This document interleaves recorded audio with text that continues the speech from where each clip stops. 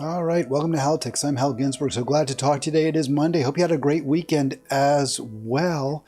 And today's program kind of be like a lot of the other ones. The only real sort of, I guess, material difference, or qualitative as opposed to just what we're talking about. The only real difference from most Mondays is it's not going to be a Monday with Arlen. Usually, we of course have Arlen Grossman co-hosting with me, and he does a great job often curating the articles, especially that we discuss. I let him pretty much decide where we're going to go each Monday. He'll be on tomorrow, Arlen, in the Bay Area, San Francisco Bay Area, that is, enjoying the Father's Day weekend. And I had a great Father's Day too. If you're a father, I hope you enjoyed it. If you're in love with a father, you have a father, you spend time with the father, good. Hope that all worked out for you. It was a nice, really nice Father's Day for me. Not a great Father's Day, unfortunately, tragically, but unsurprisingly, in Gaza, in the Middle East. And Saturday was a holiday. I think it's pronounced Eid. I see it spelled E-I-D. This is from Al Jazeera Saturday. You can see the date line there, 17Jun24. 41 Palestinians killed on Saturday. I'm not going to spend a ton of time going over the casualty situation there. It is terrible.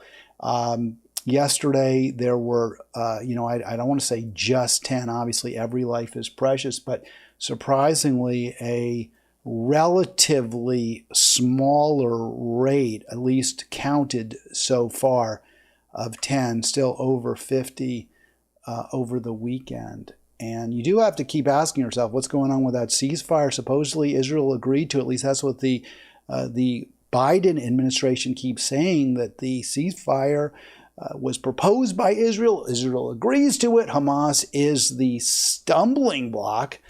That's what we keep hearing. I talked about this on Friday at some length, how that doesn't, comport with what we know, with the facts, which have shown over and over Hamas making the concessions, Hamas engaging in dialogue, Hamas responding to the ceasefire proposals. So the idea that it's Hamas that's the stumbling block just doesn't ring true, notwithstanding the insistence of the president and Anthony Blinken. And I was, taken by the fact that Al Jazeera made the exact same point today that I've been making for the past week or so. And I've got some of the information, of course, that I've relied on for the proposition, for the conclusion that Hamas is not the problem when it comes to a ceasefire, that the killing is continuing by Israel because of Israel. But I was taken by the fact that Al Jazeera, in today's online post, noted that despite the argument or the contention, the allegation, the statement by U.S. officials that Hamas is the reason there's no ceasefire, that again, just as I pointed out, doesn't make any sense, is not consistent with what we know. And here are the facts as laid out, really very I think, powerfully by the Al Jazeera journalists. Those who say, well, you can't trust Al Jazeera, they're biased, they're Arab. Again, what have they gotten wrong? Why wouldn't you believe them? What have they reported that has proven not to be true? We can point to many, many examples of the Israeli media just simply either lying or being very, very careless with the facts, with the truth. One of the more obvious examples is the continuing to push the argument or the allegation, the claim that there were widespread rapes on October 7 by Hamas, and refusing to retract that false assertion, notwithstanding the fact that now we have both the UN and, of course, many reputable and very, very clearly trustworthy media outlets like, first of all, the Gray Zone, like Electronic Intifada, and others that have debunked the allegations of widespread rape and rape being weaponized on October 7. Even the New York Times pulling back on some of the assertions it recklessly made without doing its due diligence. And most recently, the Times of London acknowledging that the claims of rape just haven't held up. But the Times of Israel and other Israeli media continue to push this false narrative. So we see that Al Jazeera is credible, is believable, and the Israeli media is not. Here, Al Jazeera is simply relating the facts that Hamas has made positive statements about the latest proposal, submitted a response with changes which even Blinken acknowledged many of those were not substantial, not significant, and would, in fact, not change the tenor of the proposal. And in contrast, Israel won't even say whether it supports it, despite the fact that Biden and Blinken insist that Israel's on board. So we can see we are being clearly gaslighted by the current administration in the United States, which for its own political purposes, we're going to get into what those are in just a minute, a little bit more, why the president is so submissive, is so, he just simply takes a back seat to whatever Israel wants, just defers to Israel at every opportunity. And we'll get into why that is. But you can continue to see here from Al Jazeera the evidence that it's not Hamas that is standing in the way of a ceasefire, that it's the Israeli government that is the reason there's no ceasefire, just as it is the Israeli government that is killing dozens, hundreds, thousands, tens of thousands of Palestinians. And just the final point that they make, which I thought was very, very, clear, is not just that Hamas's language is very pro ceasefire, and they made it clear that they support a ceasefire. They want a ceasefire. They want the killing to end. They don't want Israel killing more Palestinians. But it's not simply that. It's also that Israel has made it clear they're not on board. It's not just that Israel's been silent. To a degree they've been silent, but what they've said shows they don't want a ceasefire. No end to the war until Hamas is defeated. Netanyahu's even said, when Biden claimed that this particular proposal was Israel's, Netanyahu said that's not true. So Israel itself has said this is not our ceasefire. We are not on board with it. It is incomplete. It does not guarantee the end of Hamas. Hamas wants it to be permanent. So does the United States. We're not going to agree to anything permanent. And yet, despite all of that, Joe Biden is telling you, in the teeth of proof positive to the contrary, that Hamas is the problem.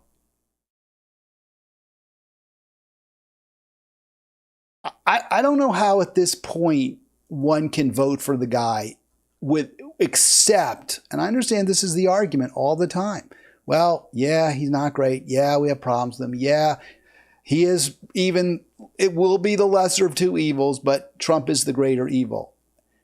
That argument might be more palatable if Biden weren't complicit in, weren't part of the Israeli genocide on Gaza.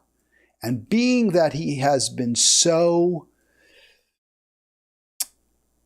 supportive, right, has simply failed in any meaningful way to stop it, or even to really attempt to stop it, I don't know that the differences between him and Trump can be determined to be meaningful. You're welcome to disagree. 240-242-5646, 240-242-5646. Again, this goes to the effectiveness of anybody who's not a right-wing Republican at this point. It's not an extremist. If you think AOC is effective, why? What has she done? What are the positive impacts of AOC in Congress? Why, though?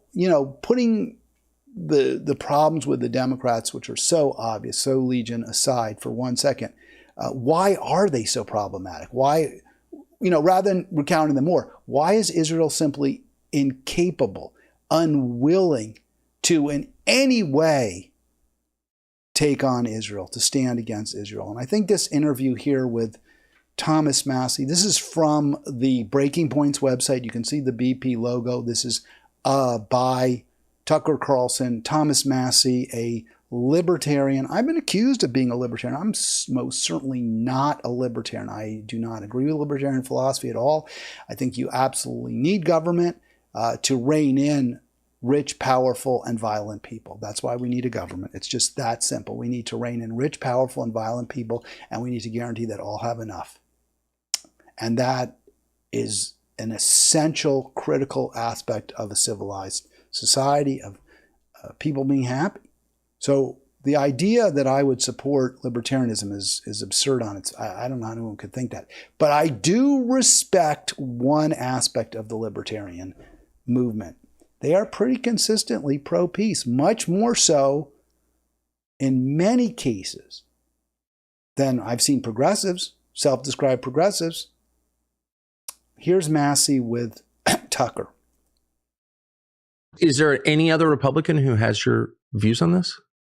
And the views he's asking about are on funding Israel, on spending tens of billions of dollars on the Israeli killing machine, on supporting genocide, which Massie's against, and he's consistently voted against. Well, I have Republicans who come to me on the floor and say, I wish I could vote with you today. Yours is the right vote, but I would just take too much flack back home. And I have Republicans who come to me and say, that's wrong what AIPAC is doing to you. Let me talk to my AIPAC person. By the way, everybody but me has an AIPAC person. What does that mean, an AIPAC person? It's like your babysitter, your AIPAC babysitter, who is always talking to you for AIPAC. They're probably a constituent in your district, but they are, firmly embedded in AIPAC. And every member has something like this? I don't know how it works on the Democrat side, but that's how it works on the Republican side.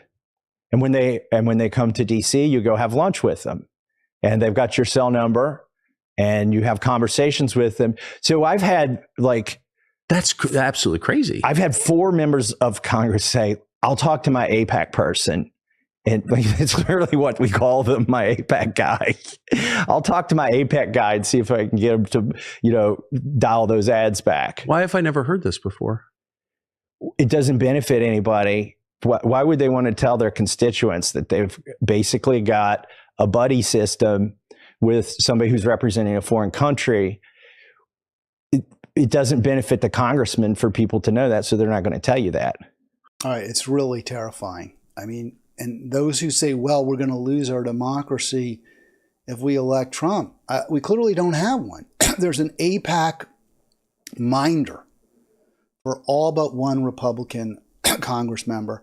And I got to believe it's the exact same setup for the Democrats, right? Maybe there's a few in the squad, but kind of puts into perspective AOC's anti-Semitism town hall, where she had 2 Zionists present their skewed, biased definition of anti-Semitism, which is anti-Zionism, right? You can't criticize Israel except within narrow parameters, which they failed in any way to identify, and AOC just let them talk.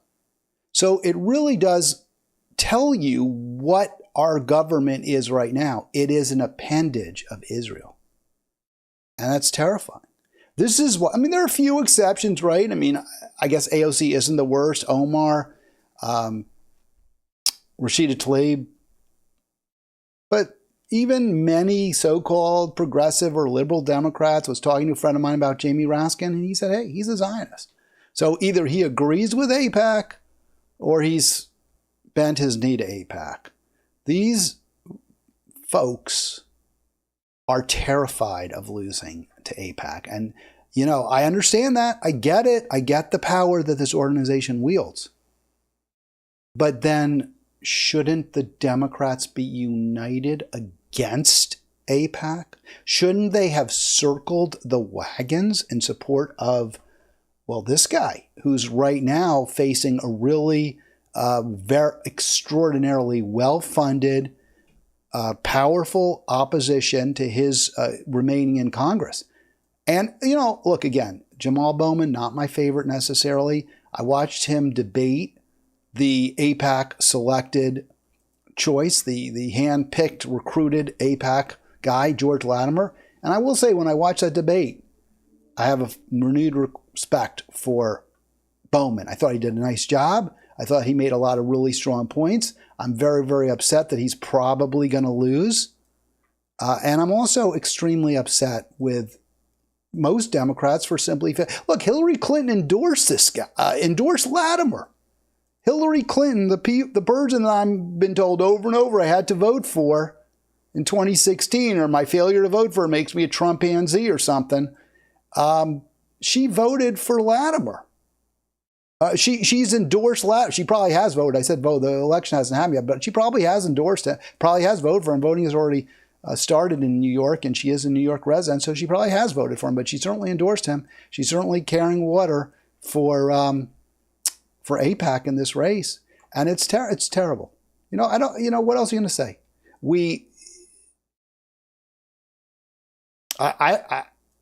The Democrats are not your ally. The Democrats are not your friend. There is no good reason, except in certain races, and I think this is a good one. This is one of those. But to reflexively vote Democrat, no. Not at all. I do support Jamal Bowman. I can't vote for Jamal Bowman, but he's better. He's not terrible. Let's get to I thought, a really interesting moment in the debate he had just last week with Latimer. Again, the Hillary Clinton choice. And I thought this was a pretty interesting little, I don't know what the right word is. I thought he was pretty clear, pretty powerful. I liked it. So let's go to the video. Here we go. Be fine with me. The wealthy, and particularly for my opponent's campaign, billionaire Republicans are buying our democracy. The reason why our democracy doesn't work for working class people and the majority of the American people is because of big money in politics. All right, so I'm going to stop it there for a second. I agree with everything he said. I thought he said it well, except he blamed it on Republicans.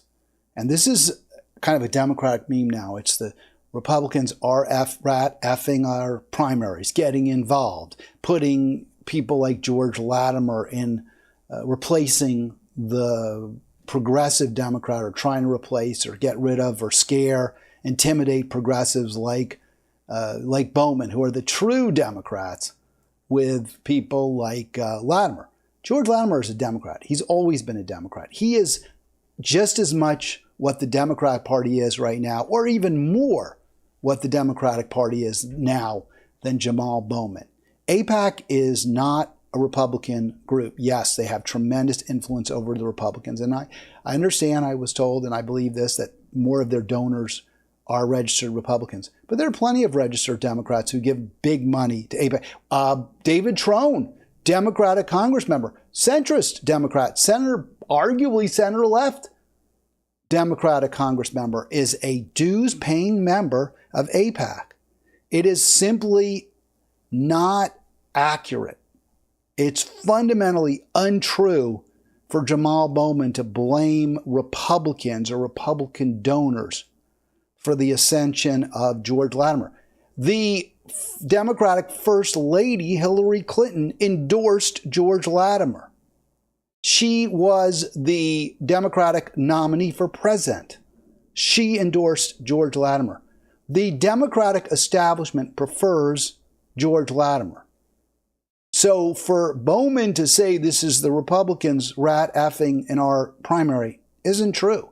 And the reason this is so important to understand is because the Democrat Party is a huge part of the problem. It's not like, oh, if only we got back to the Democratic Party of FDR, everything would be sweetness and light. And that's a big core part of the party. No, that is not the core part of the party. The core party is George Latimer. It is not Jamal Bowman.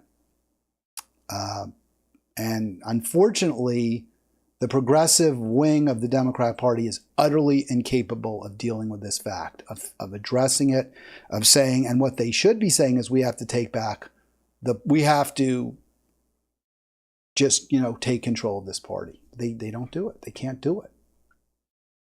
He is running a big money campaign. They're spending more money in this race to get me out than they have ever spent in their history, meaning AIPAC. More money than they have ever spent in their history. That sounds like a dog whistle to me. It's a one issue. So just trying to interview with the dog. What is this dog was? Latimer's trying to claim that Bowman's being anti-Semitic, right? If you go after AIPAC, that's a dog whistle. Okay. This is what I would say if I'm Jamal Bowman. I would say, so you're defending this organization whose only loyalty is to Israel. And in fact, that's just what he says. So I was impressed. Bowman did a pretty good job. One issue, special interest. Their issue, according to Politico, is Israel. Correct. Yeah. So let me. I think I still had time on the clock. Yeah. Good. So their one issue is Israel, not Mount Vernon, not the Bronx, not New Rochelle, not Portchester, not White Plains, not Tuckahoe, Israel. So that's a very, very good response. He's laying it right out there and saying, this is my district. This is the people that I represent. And the people who support George Latimer couldn't give a rat's fat butt about any of that. The only thing they care about is Israel. And it's really not the only thing, but the only thing they care about is supporting an extremist, genocidal Israeli government. And they recruited him to run against me. And they're spending more money in this race than they have ever spent in their history. Why? Because I'm fighting against the genocide in Gaza and because I'm speaking up for black and brown people here. We should not be... All right, so I want to stop it there. That was where I think Congressmember Bowman, and by the way, I'm not going to play a whole debate, but if you see the segments where Latimer's talking, he's often very disrespectful to Jamal Bowman and just refers to him as Jamal. And I felt in a somewhat condescending way. I didn't like that. This guy's a jerk. Tragically, it looks like he's going to get the seat. What Bowman said there at the end, I think, was a mistake. I think he did not phrase it in a powerful enough way. I think he made it a race. He made this race about race. I think that was a big mistake. Let me play it again if I can. Not the Bronx, not New Rochelle, not Portchester, not White Plains, not Tuckahoe, Israel. And they recruited him to run against me. And they're spending more money in this race than they have ever spent in their history. Why? Because I'm fighting against the genocide in Gaza and because I'm speaking up for black and brown people here. We should not. All right, so that to me was a pretty serious error when he said, I'm speaking up for black and brown people here. Because he's making, there's a very mixed district. It's a very wealthy district in certain areas, mostly the white areas, Scarsdale, Rye, where I grew up, very affluent. Parts of White Plains, New Rochelle, that are affluent are mostly white, very heavily Jewish as well. And then some of the less affluent areas, White Plains, and there's definitely a middle class, right? Definitely a middle class of color. But there's some poorer areas too, pretty impoverished in the Bronx. Parts of Mount Vernon are not doing well. New Rochelle, more mixed. Same with White Plains. And yes, the divide definitely is to a significant degree by color. But again, there are very, very wealthy black and brown people in Westchester, and there are poor white people. And I think Bowman should try whenever possible on the squad, and they don't do this. They make it identity politics based. They make it about black and brown versus white. And this is, in my view, a terrible, terrible mistake. And he gives a wide open door for Latimer to drive through, which he did earlier in the program. But what Latimer said earlier really resonates, I think, for many people based on what Bowman says here, that it's his fighting for black and brown people. He should have said what he had said earlier. because I'm fighting for working people. I'm fighting for salaried people. I'm fighting for people who are paid by billionaires and they want to keep their salaries as low as possible. I think that would have been a more powerful and a more unifying message.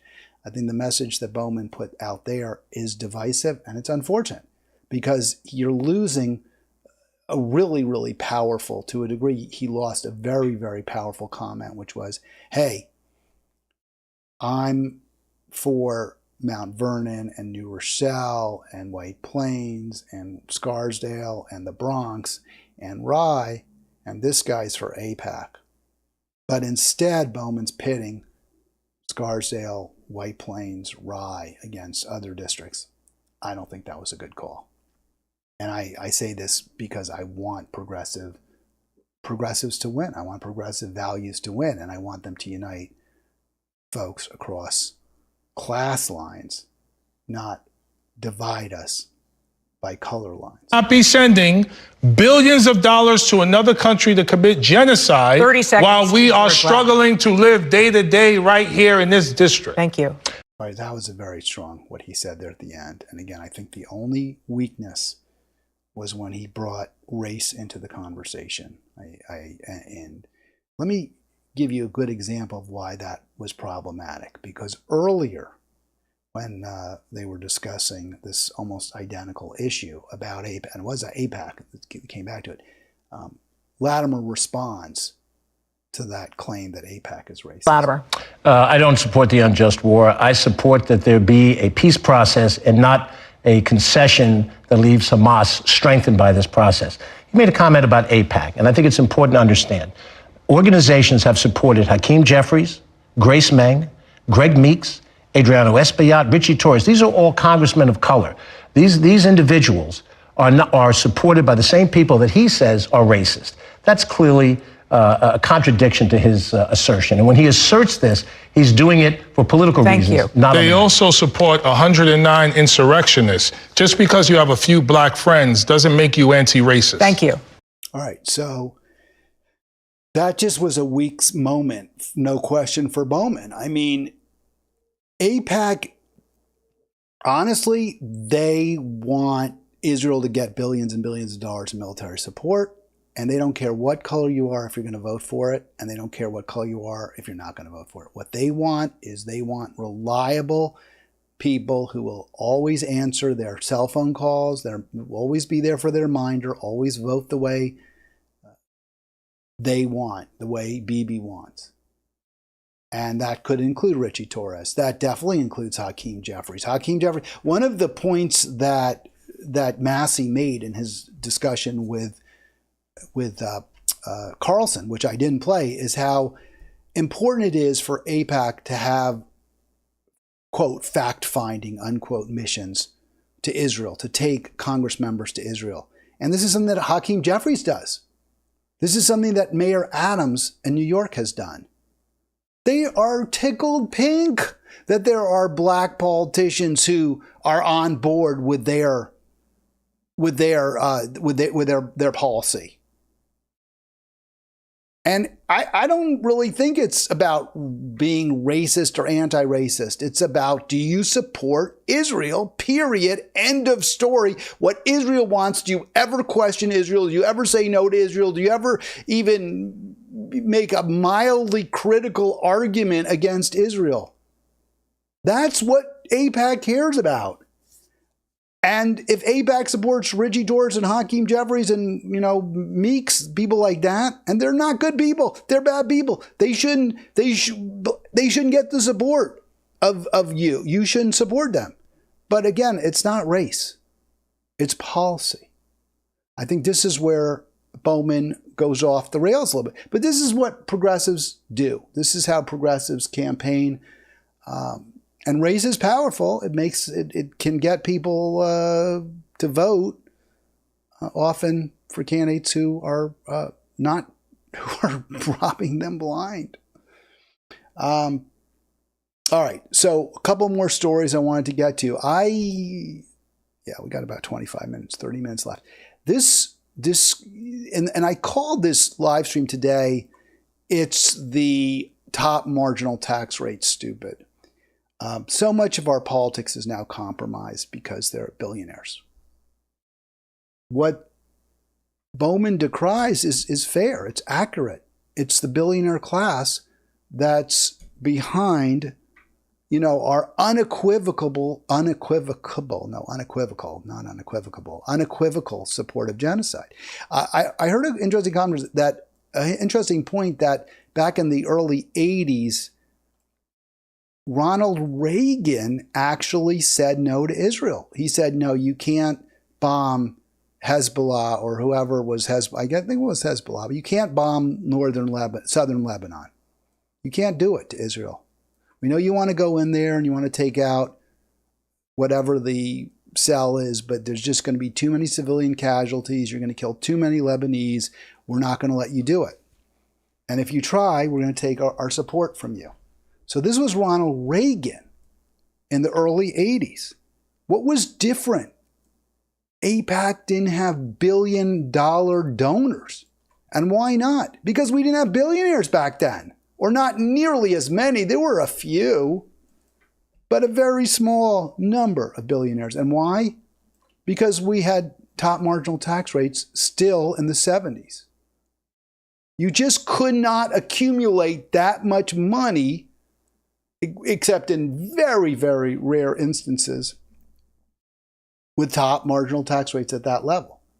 And one of the really positive aspects was you didn't have this kind of distortion of our politics. You didn't have perversion of what American military policy is, our foreign policy is, by folks who couldn't care less about Americans and aren't and to the extent they care, they want what's worse for Americans. They want lower wages. They want to keep labor divided and at each other's throats. They don't want strong communities.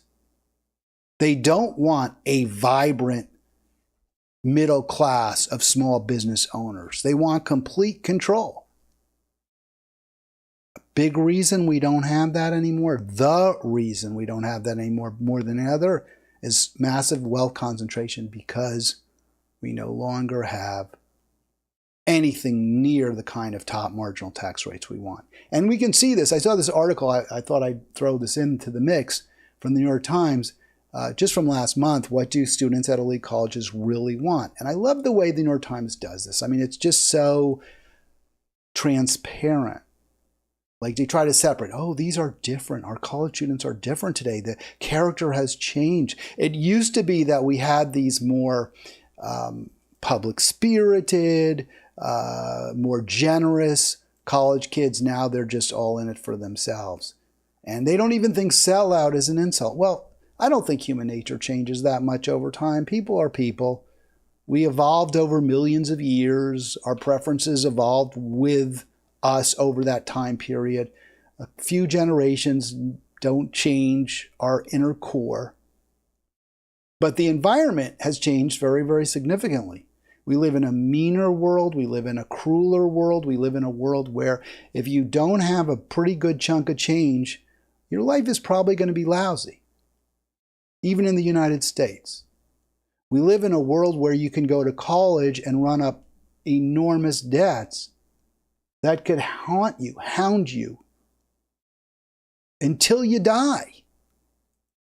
That wasn't the case 70, 80 years ago.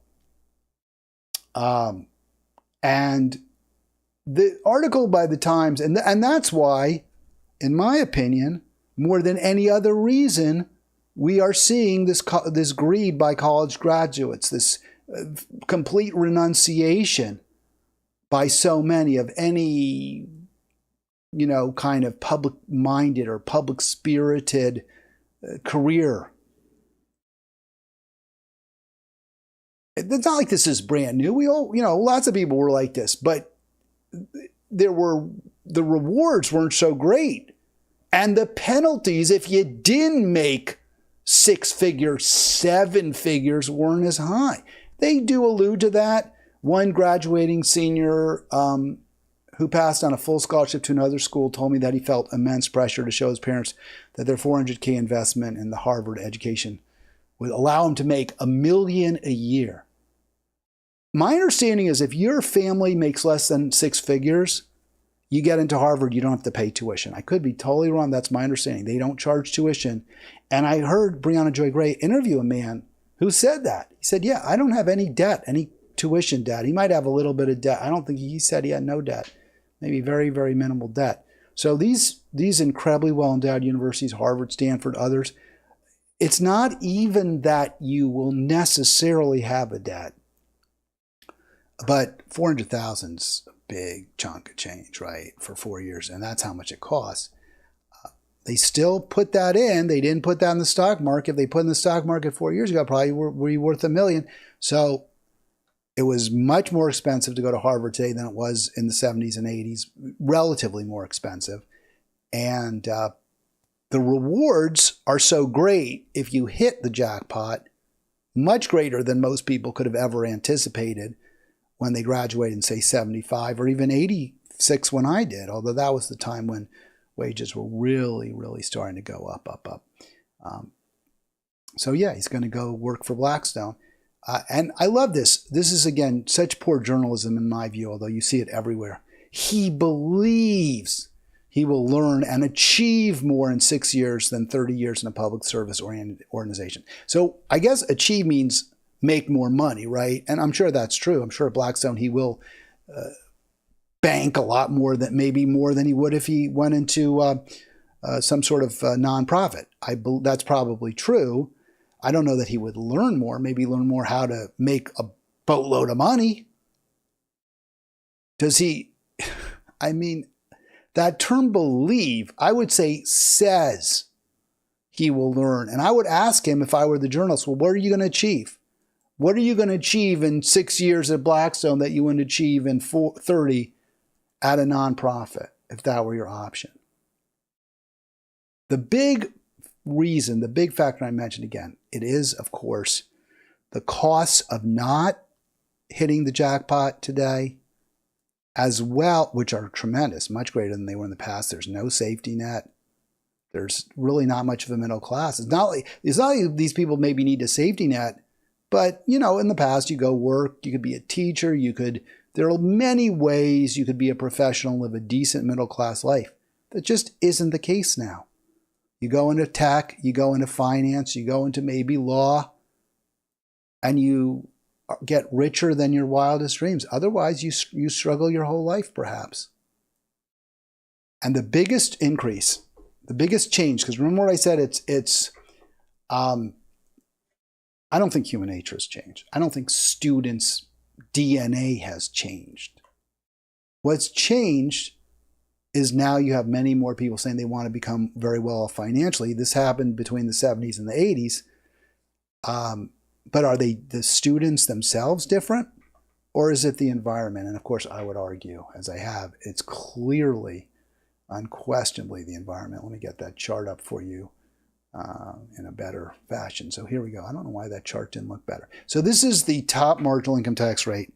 You can see it just dropped off a cliff because of Ronald Reagan. So Reagan had the wherewithal to stand up to the Israelis in 1982 when they wanted to bomb Lebanon because he wasn't getting constant pressure from billionaires whose only allegiance was to the hardline right in Israel.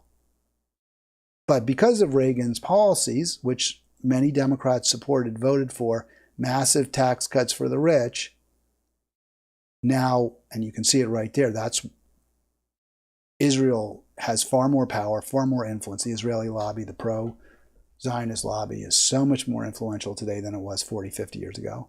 At the same point, students are just saying, hey, I'm going to make it rich. I'm going to make it big. Because I'm going to keep nearly everything. No matter how high that salary gets, mostly it all goes in my pocket. Here's another example, another depiction of how marginal tax rates have significantly, just drastically dropped. This is the time period when attitudes changed was from the 70s through the 80s. And what changed most in that period of time, top marginal tax rate dropped 61%.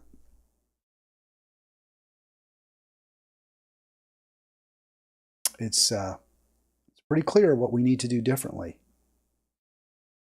I don't think anything could be clearer.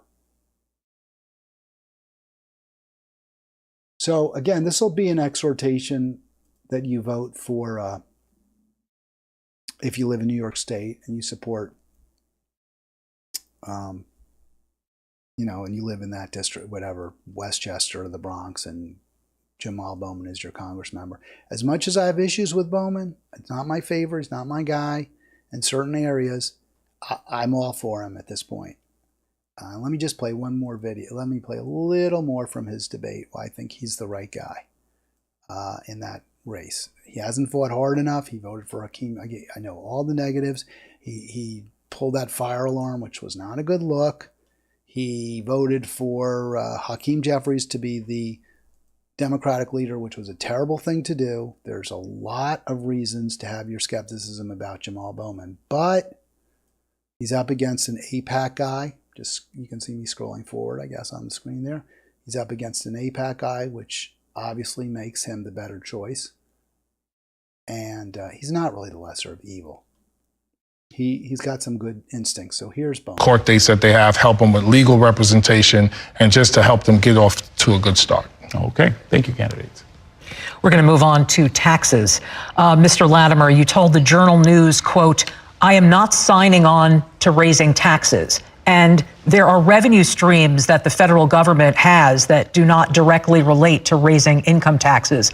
Let's look at all of those revenue streams." So what Latimer's doing there, and this is a big reason he's a darling of Hillary Clinton, is that he responds to the question, well, will you raise taxes on the rich, with, oh, I'm not in favor of raising taxes. So he's presenting himself as some kind of a champion. And of course, Hillary Clinton's, she's worth $100 million or so. So of course she doesn't want her taxes to go up. She doesn't want the taxes of her clients who pay her those enormous salaries to lobby the federal government or to give her, give speeches. She doesn't want their taxes to go up. So of course she's going to support George Latimer, but he goes by that playbook every time. I'm not for raising taxes. I'm not for raising taxes on the billionaire class, which is really his position. All right. let's be specific. What revenue streams would you support? Well, I think what I've said was that, as part of this answer, that I want to, when I'm in office, look at the budget and analyze what types of projections are for all sorts of revenues, not merely just income taxes or business taxes. That's exactly what I did as Westchester County Executive. I came in after a period of time where we had fiscal instability, and we straightened out the finances of Westchester County, but I didn't come in on a promise to either raise taxes or lower taxes. I came in to say I'm going to analyze with a team of professionals, and we're going to make decisions based off what we learn. I think that's the intelligent way to approach this. All right, so here's why it's not. Because we have such massive wealth and income inequality at this moment that we have to address it. And the way you address that is raise taxes. But George Latimer is the candidate of the billionaire class. AIPAC is a billionaire-funded organization. And to the extent that AIPAC donors have allegiance beyond the hard-right extremists in Israel, their allegiance is to low taxes on themselves. Their allegiance is to less government regulation on their corporations. Their allegiance is to concentrated wealth and power. So Latimer's claim or insistence, I'm not either for or against raising taxes, is clearly insufficient for them. Somebody says, I just want to raise taxes or not raise taxes. What I want to try to do, and this is what one congressman may or may not be able to do, I want to try to restructure it so that the tax relief goes to the middle-class taxpayers. There are people who are suffering right now that need the benefit that the SALT deduction represented. Right, so what those middle-class taxpayers need is they need health care. What those middle-class taxpayers need is a defined pension plan for retirement. What those and strong Social Security. What those middle-class taxpayers need is massive cuts to the cost of higher education for their children. Is that what you're for, Mr. Latimer? Because I haven't heard that. And if that redirection requires us to take away tax cuts that were given to more affluent individuals, then that would be fine with me. But you can't make it in a vacuum. You have to make it as part of a budgetary analysis. Thank you. So your opponent is pushing the so-called Babies Over Billionaires Act that would tax the capital gains of U.S. taxpayers with over $100 million in assets. Is that something that you would support? If you were in Congress and it was up for a vote, would you vote yes? I think I'd want to read it first. There's a lot of legislation that's being discussed in general. You get a summary in the newspaper or perhaps through your media outlet, but it requires much greater depth than just to say, yes, I'm for it, or no, I'm not. It depends on how much of a taxation level we're talking about, and it depends on where the money is going to be allocated to. As I've said, I went through 13 state budgets. I didn't make decisions about whether I was going to vote for or against a budget while I was on the campaign trail. I made the decision when I was there looking at the way the budget looked in specifics. So I think the record that I've shown as a legislator and as an executive gives you the indication of how I would make intelligent financial decisions, which include when to raise taxes, when to lower taxes, when to look at non-tax revenue streams, and try to put that into the input that I give on the federal budget. And if it isn't... So a lot of gobbledygook, no real specifics, does not support, certainly will not say he supports raising taxes on the billionaire class, which is who backs him. Bowman is much better on this issue, and I'll play him in a second, but I wanted to just get that billionaire baby tax, or whatever they call it, babies over billionaire, in a second. I'll get to that because I want to explain it, and then I'm going to sign off, unless you want to join me. 240-242-5646, 240-242-5646. Here is a little more on taxes, and now we'll hear from Jamal Bowman. Completely adopted, then it's the continuing resolution that follows. Thank you. Mr. Bowman, you've repeatedly said that you want to increase taxes on the wealthy. Is this a winning political strategy in an election year? And what savings can the federal government find beyond raising taxes? The majority of the American people support raising taxes on the wealthy. President Biden supports raising taxes on the wealthy. My opponent is on the other side of this. He does not support President Biden's plan to raise taxes on the wealthy. He supports the Trump tax cuts that gave trillions of dollars in tax cuts, then we'll go to trillions of dollars in tax cuts to the wealthiest Americans. The only thing he supports rolling back and replacing is the SALT deduction, which I also support. But all of Trump's tax cuts must be rolled back. Now, it's not surprising to me that he supports Trump's tax cuts, because while he has been county executive, we've seen taxes go down, property taxes go down for Rye and Scarsdale, but go way up for Yonkers and Mount Vernon. 20% in Yonkers, 40% in Mount Vernon. Mr. Latimer, 30 seconds. I think it's time for us to pull the truth alarm, Jamal, because you constantly misrepresent. All right, so I'm going to stop it right there. But you could hear, and I just wanted to get that little click, snippet, because you can hear the condescension that Latimer has. Jamal, like, who the hell is he to be calling? It's not like they're friends. And let me just show you here the Billionaires, Babies Over Billionaires Act. Not perfect. Nothing the Democrats do is ever perfect. And we have to understand that. We're talking about, clearly I mean, they're very problematic. But you can't, in this case, it really is a situation where you support a guy who's on balance pretty decent, pretty good, over somebody who's really bad and who is being backed by the worst people.